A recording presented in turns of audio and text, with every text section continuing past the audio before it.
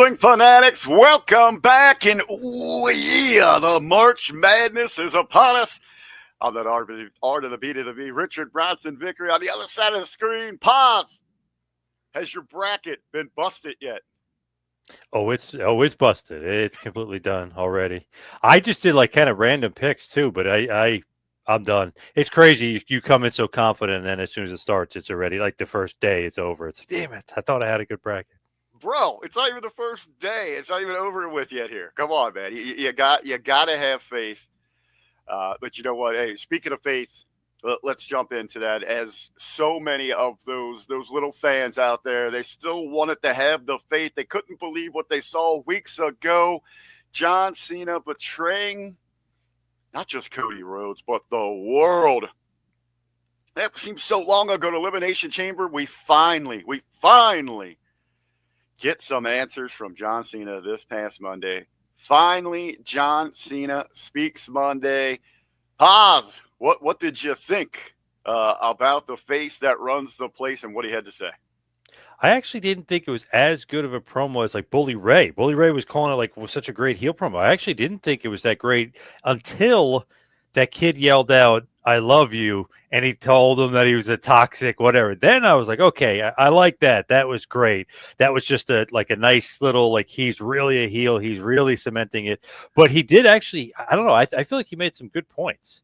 The crowd always kind of turned on him. Remember, they said he was injured. They cheered. You know what I mean? Then he said something like that he loved them. He did make a wish, and then they booed. So some of the points he was making it actually kind of like made sense. It almost validated some of the like why he would turn heel. It's like, okay, I could kind of understand why he would turn heel. The crowd was kind of turned their back on him. They never asked him how he was feeling. So pretty good promo overall. Maybe not as good as Bully Ray said it was, but pretty good just because I like the fact that when that kid said he loved it and that kid's reaction was freaking great. Hey, I'll give you. Anytime that you can incite a reaction and just kind of that wave of emotion that follows and the feedback online, yes, a home run in that sense. I am going to agree and put over the fact I liked Cena's delivery.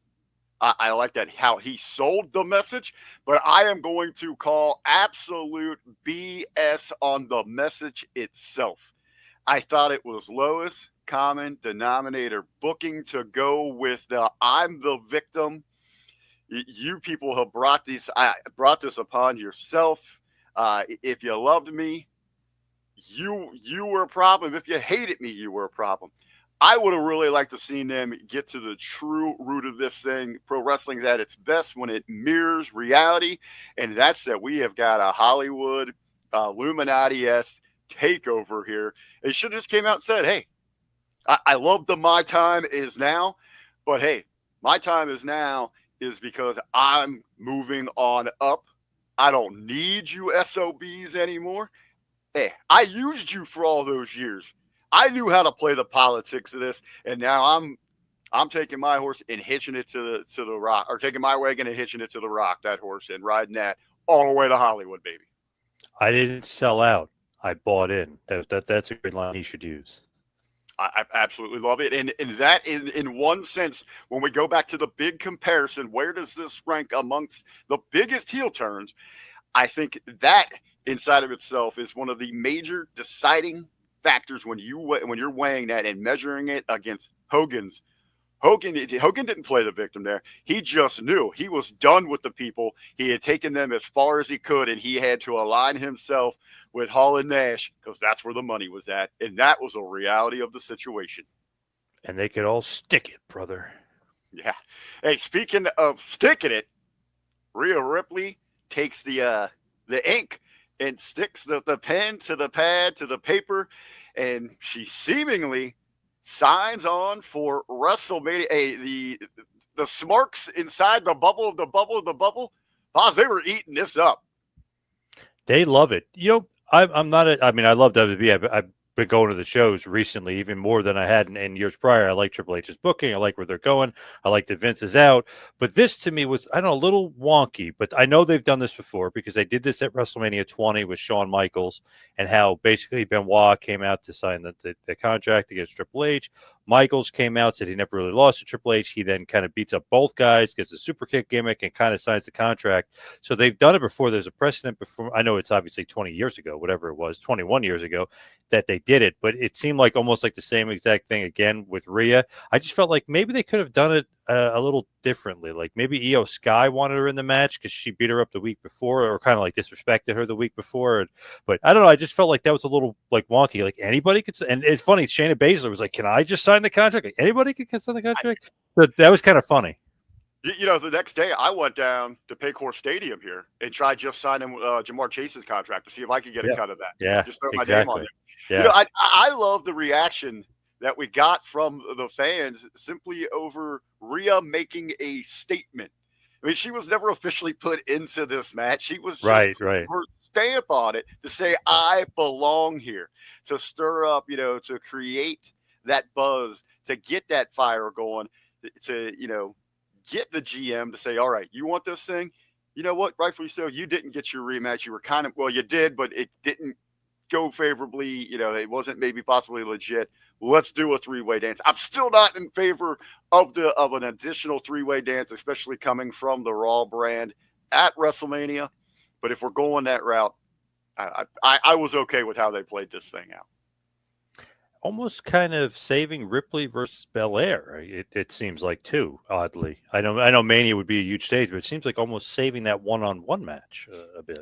Maybe they want that for a prolonged program, but that to me, that's the money. I'm sorry, I know there's a lot of Sky fans out there. She does nothing really. She's a third wheel that isn't needed inside of this program. And maybe what's holding this match from being a possible night one main event for WrestleMania. A lot of speculation, fans talking about, should one of the titles get that opportunity? Should it be driven by star power? What says you, Paz? To me, and I know people might automatically assume it's going to be Jey Uso versus Gunther because Uso might be the most popular guy on the roster. I think you start that off with night one and have like really kick off WrestleMania. The crowd would be nuts. They'd be all full of energy. They love his entrance. They would love him winning the title. Then they get to do it all over again with his music and the eat. And I think that's how you start off Mania. That's how I would anyway. And just explode the place, blow it up. The main event, it got to be Roman. He's the man. Punk is the man. And obviously Rollins is going to be in the match too. It's obviously going to be a three-way. Rollins versus Punk versus Seth. That's got to be the main event. How could Roman Reigns, the top guy, not be in the main event of a WrestleMania? You know what I mean? If he's on the card, how could he not be in the main event? Roman's already said he's either going on first or he's going on last. So I think we know where they are going to end up, somewhere night one, night two. To me, I've heard a lot of people talk about, well, it should be a title war. They should give the ladies this opportunity so it seems that they're on par with what the guys going on. No, none of that. It's about star power. I agree with you wholeheartedly here to open up the show. Night one, first match out, Gunther and Yeet. You light that place up. What a visual that's going to be, especially the post-celebration if Jay can go over, win the championship. But we move on. Night one, main event needs to be packed with that star power. A powder keg. You want to set it off. What better way than with that three-way dance with the gentleman you mentioned? This kind of popped me, though. I wanted to share this with you, Paz, from old Uncle Dave, crazy Uncle Dave, tweeting out there that this match, it doesn't make any sense. Literally, none of these men have history together at all scoffs. It's been seen as the biggest throwaway matches that Vince has given us throughout the years, but this might actually take the cake. Absolutely bleak. This is insane, an insane take. First of all, you can come in any which direction and tie these three gentlemen together, and then you got the wild card of Paul Heyman and who he could be leaving with. Holy moly. I didn't even know he said that. That's crazy. Yeah. Rollins and Reigns have heat forever. The WrestleMania last year even tied it back together. Then Royal Rumble tied it together. Seth and Punk have been feuding since last year, like legitimately blood feud since last year. So they have heat. If you watch since Survivor Series, they've had heat since Punk was in AEW.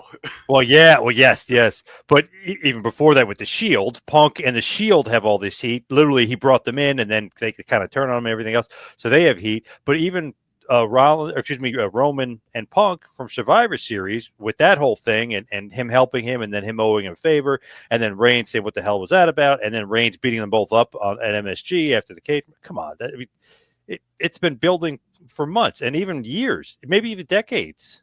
Crazy. When is that AEW Kool-Aid going to just kill off Uncle Dave, or when is the spaceship going to come pick him up to take him off to the all elite planet where he can live happily ever after? Hey, we've linked together the three gentlemen in the main event. Pause. When I say a name like Lex Luger, who do you think of? Sure as hell isn't Triple H, right? No, yeah, I was going to say probably not Triple H, but I guess because they're both going in the Hall of Fame together. I guess. Okay, you know what? Hey, leave it to pause. Hameen and I went around, had a lot of fun talking about this on the Monday at Locker Room. We'll leave it to pause to make sense of this thing. Hey, by the way, you got called a racist on last week's show in the comments for actually making a point of why Hulk Hogan had to leave that event, but you were defending a racist there. But hey, can you believe this?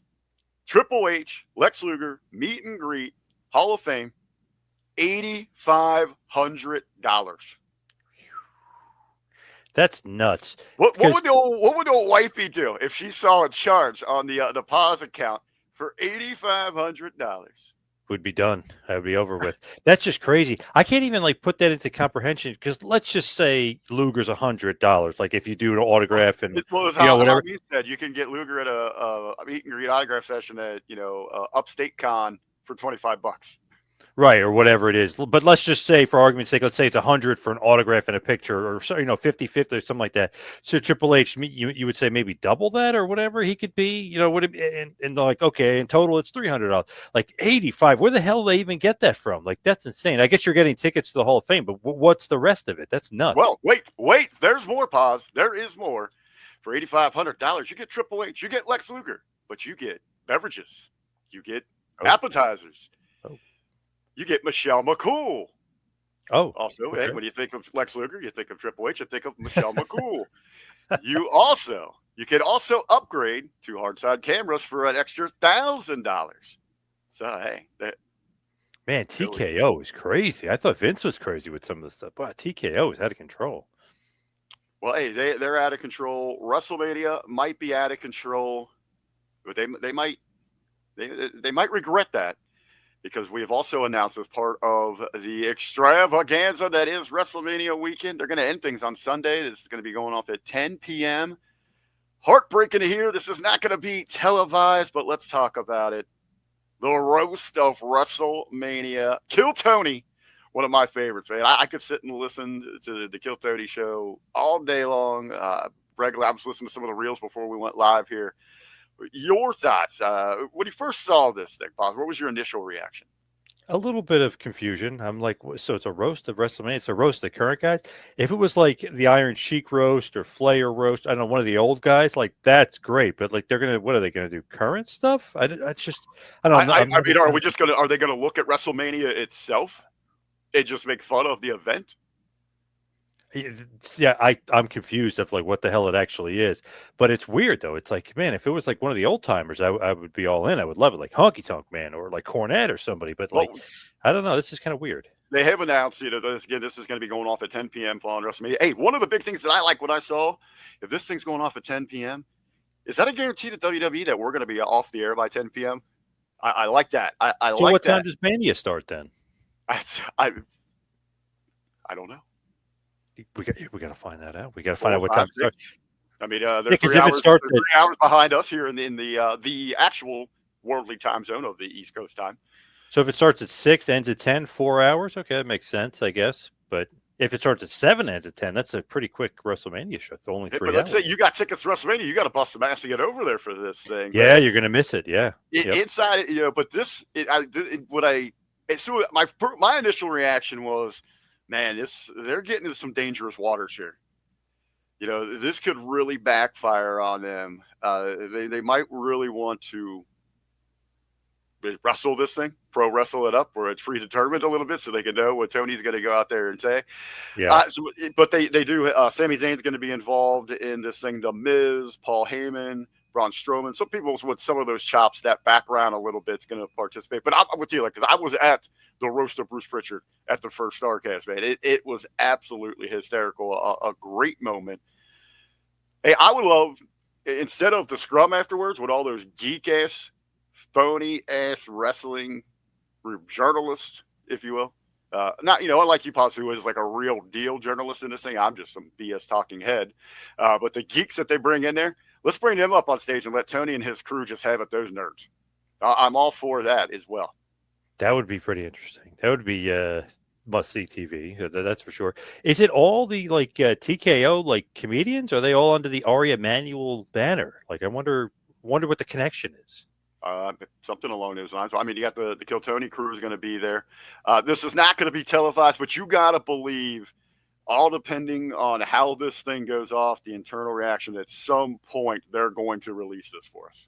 Yeah, I think that's why they're not going to do it live, just in case something goes off the rails. They still want to have that ace in the hole. They can go back and edit something to protect their asses. Definitely. Talk about the need for potentially editing, covering your ass. Your boy. No, not Hogan this week. It's not Hogan this week. Your boy, Russo. Man, he was dropping nukes. But ballistic there on Michael Cole and his commentary and driving the direction for our opening conversation here, which was Cena Speaks. But Russo, not entertained by Michael Cole. I'll let you break this down about how Russo, how he described Michael Cole's reaction. I like, for whatever reason, I was just like, I love Russo, obviously. You talk to him all the time, do a show with him. It just was like, where is he coming from with this? So he did not like the fact that Michael Cole kind of was trying to make it personal. Like, I can't believe Cena turned on the fans. I can't believe what he's saying. He's such a scumbag. Like, he was trying to be very serious and really put over that Cena was a heel. And I don't know why Russo was so mad at him. He was just trying to get Cena more over as a heel. But Russo lost it. He just could not handle it. He did not like what Michael Cole was saying. But it's just a part of the show, obviously. He's just doing that to try to get Cena over as a heel. I guess Russo doesn't like the way he went about it. I think in a sense, as Michael Cole was doing his job, Vince Russo is doing his job. You're expecting those over-the-top, outlandish reactions. And you know what? Hey, I'm going to call out Russo on this one because, yeah, he missed the complete point of this. Michael Cole, it wasn't that he needed, as Russo said, Vince McMahon in his ear to pull him back. Michael Cole was doing exactly the job he was giving, and that is narrating the story, to letting us know at home how we should feel. This is one of the darkest, saddest, traumatic moments in WWE history, that someone that had risen to the rank such as a hero as John Cena could do this. What he did physically wasn't enough, but to come out and to verbally just abuse, abandon, and destroy the WWE universe, unforgivable. And that's what Michael Cole was trying to drive home. Inside of itself, I think Russo doing a little bit of work himself. I will put him over, though, bro. At the end of that, a little saving grace. I like that he mentioned, where could Michael Cole get some comeuppance in this? Could Cena catch word that Cole had called him, a miserable piece of whatever, and come out and maybe get physical with him? I think that would be a little interesting. But again, a complete miss to give a positive critique and help a positive spin here from Russo. So sometimes, bro, pull it back, bro. Pull it back. Sometimes, though, I love when he goes off on odd tangents like that, because it pops me. Because I'm like, why is that, of all things in the show, that's what bothered you? What in the world? Yeah, oh my God. I remember there was some segment, I forget which, it was like a woman segment. It was like a throwaway segment. It's like Lyra Valkyria or something from weeks ago. And that set him off. I'm like, that's what set him off from the show? Some random, just woman, Michael Cole set him off? Couldn't have been something else. He pops me some of that stuff because I'm like, wow, that's what he got mad at. Jeez.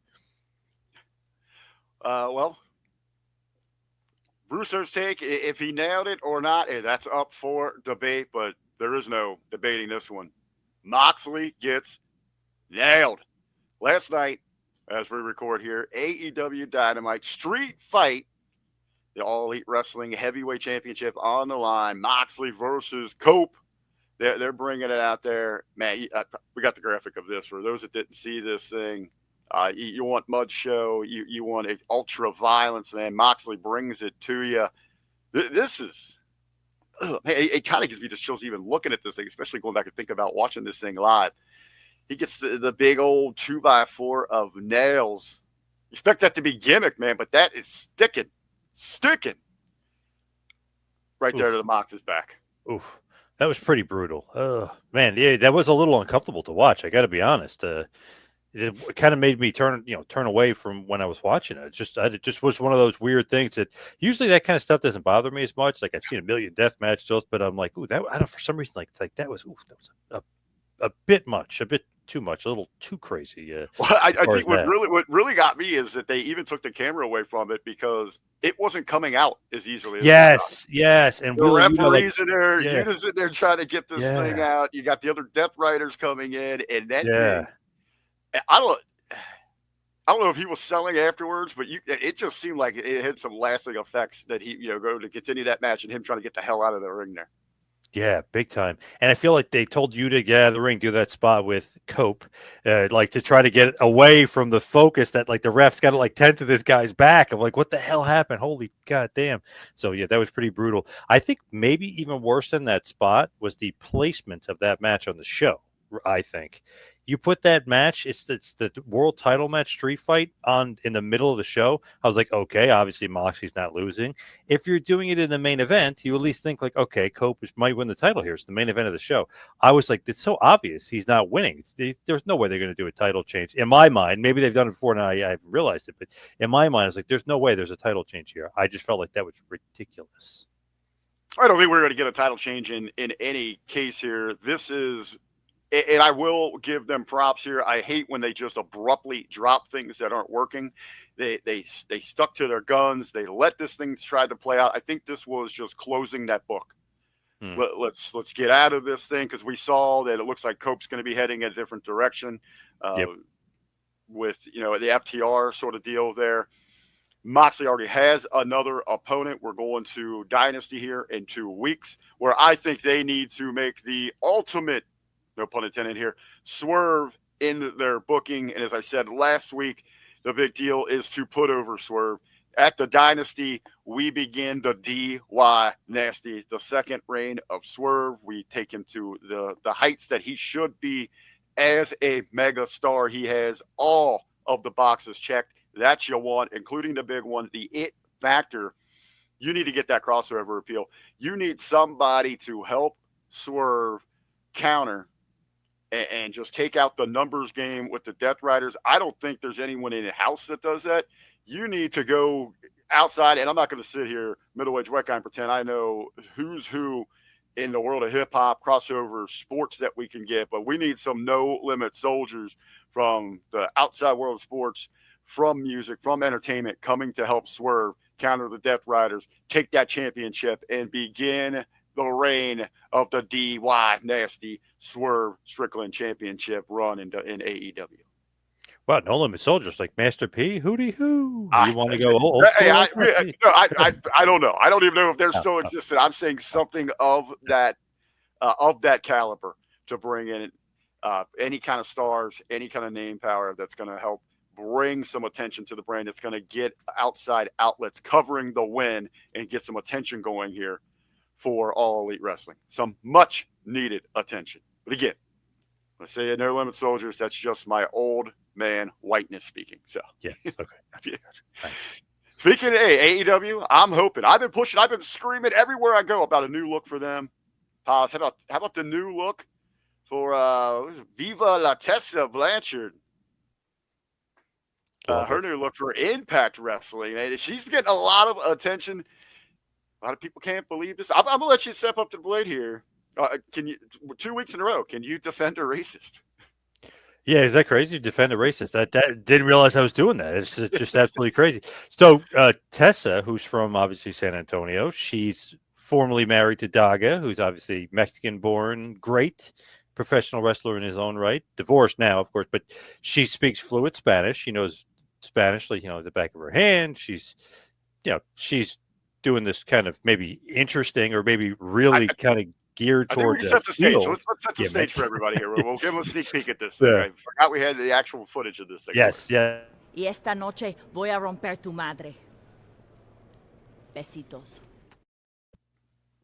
And she had the crossover. She had the rap act bringing her to, talking about the heavyweight champ. Yes. I don't know. To be honest, I liked it. I thought it was a heat magnet waiting to happen, and I knew that people would explode over. I knew they would hate it, and it's kind of fallen right into the TNA's booking hands and right into her hands. They absolutely hated it. They're fired up about it. So I don't know. I maybe I'm defending her, but I liked it. I thought that was different. It was cool. I think they're going to go in a obviously different direction than I thought they were going to go with her. But man, she's getting a lot of heat for it. Hey, I'm not going to sugarcoat this. I freaking loved it. Lean into it. The work can carry the load. Professional wrestling, again, is at its greatest when it mirrors what's happening in the real world. And this is it. This is Tessa going out there embracing what she knows is going to make people feel uncomfortable as hell, and she is owning it. And now look, Little Impact Wrestling, TNA Wrestling, I'm sorry. They're hanging in there. They've been picking up some momentum. They're a great deal with NXT and all that, slowly but surely. And this right here, boom, goes right to the forefront, what we're talking about. It's got people feeling a little uncomfortable, but they're tuning in. They want to see where this goes, and eventually that ultimate payoff when she gets her ass kicked is gonna be mega. Yes, for TNA Wrestling. Definitely build that heat up and then blow it up. This is exactly what we need. Our PC afraid to push the envelope, to make people feel a little uncomfortable, to really get into those emotions. We need more of this in professional wrestling. So, hey, kudos for doing it, for pushing that envelope. I agree. I like it. Paz, each and every week here on the 10 count on that road to WrestleMania, we're going to be hitting some of those feel goods for us. Take those walks down memory lane. We're both old school guys. We like looking back at our fandom, those big moments for us. Last week we talked about our personal favorite moments. This week, I want to throw out there, I want to hear from you, share mine. The greatest WrestleMania match. First of all, Paz, let's set a criteria. What do you think should go into this when someone considers the greatest WrestleMania match? Got to be memorable, right? So it's got to, no matter what. I think, you should have good work rate, but really crowd participation should be great. I like that. Should be great. Star power, I think, would be nice. A little, little addition to, it's like being able to put some butts in the seats. You know what I mean? Like that kind of thing. And really, I don't know. I guess maybe just a little bit of that pizzazz, like a little bit of something extra to it. Maybe, got a little extra buzz, or it's more memorable than some others, or it's unforgettable. Something that gives it just that little bit of extra push, a little bit extra pizzazz.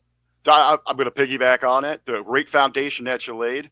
I also, the story line going in to get people hot, the story in the match itself. How the dance partners go out there and hook people to bring them in. But the story going afterwards. Do we elevate people? Does it have you buzzing more than when before inside a match? Is it something that we can look at years later and say, damn, what a stamp that left on the business itself? Love it. How to change things. All right, so, Thomas, your pick for the greatest WrestleMania match. Man, it's a tough one to decide. I really have two picks, which I always say. 41 years. There's a lot of good ones out there.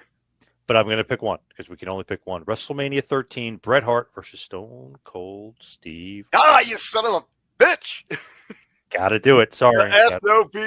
Hey, we also got a little heat because they said, we don't disagree enough on the 10 count. They want more arguing between us. But okay. I could then screw Bret Hart versus Stone Cold Steve Austin. I'm going to Hogan versus Rock, WrestleMania 18. Screw that. There you go. You get your Hogan heat back. But no, I defended us. I said sometimes it's about who can come up with the better take, make the better points. That's also what the 10 count is about. But I agree wholeheartedly.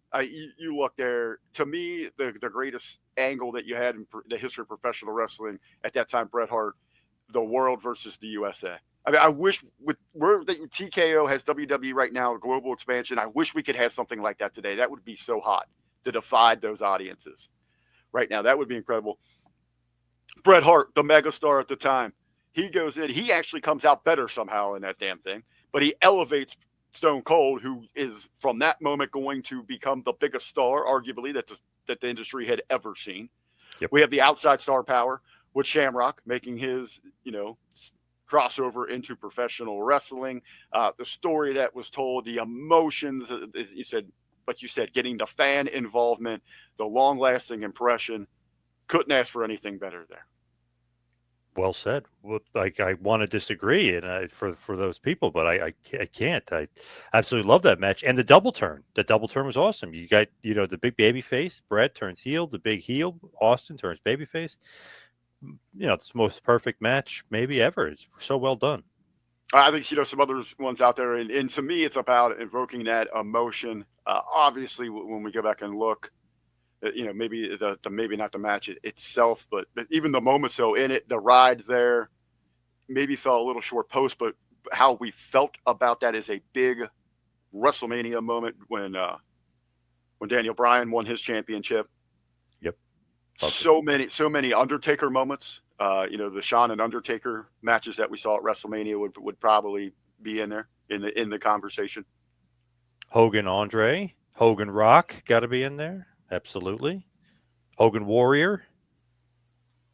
Yeah, yes. I mean, just for those moments, like last week, for my favorite moment, Macho and Warrior, because so much on the line and such great storytelling that you had inside of there. Now we're going to get slaughtered. We're going to get slaughtered, no pun intended there, because we didn't put over move-sets. But, hey, that's all right. Pause, another great episode here. Man, we're starting to get into the flow. Really look forward to sitting down with you each and every week. Real quick, before we get out of here with this week's Pop of the Week, what's the big interviews you got this week, man? You're talking to the who's who in professional wrestling. Got PJ Black coming up, the Darewolf himself.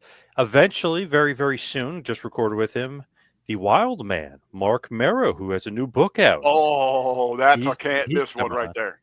And then a guy I was just talking to my buddy about that I absolutely love him, especially on commentary, the living legend, Larry Zbyszko. He'll be coming out very soon as well. Ooh, two awesome interviews. I'm sure everybody's going to check those out. Hey, make sure you're smashing that subscribe. Make sure you're getting those alerts. Give us a thumbs up.